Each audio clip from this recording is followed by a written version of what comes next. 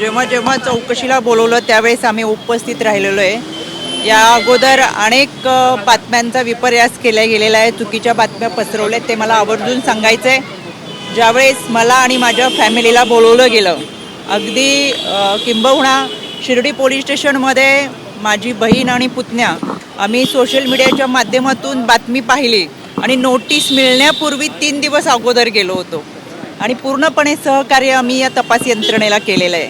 मीनाक्षी, आवर्जून सांगायचं म्हणजे हे 11 ते 7 वाजेपर्यंतची ही वेळ आहे। याच्यामध्ये 4-4.5 तासाची चौकशी झाली। याच्यामध्ये जबाब नोंदवणं, टाईप करणं, लिहून घेणं, मधला लंच ब्रेक असा बराचसा काळ होता। पण त्यांचे जे काही प्रश्न होते त्या सगळ्या प्रश्नांची उत्तरं दिलेत आणि मी पहिल्या दिवशी जे सांगितलं होतं ते आजही सांगते। खरात प्रकरणामध्ये खराशी आमचा कोणताही आर्थिक व्यवहार नव्हता, कोणत्याही जमिनीमध्ये आम्ही पार्टनर नव्हतो, त्याच्यामुळे बाकीचे प्रश्न उद्भवत नाहीत।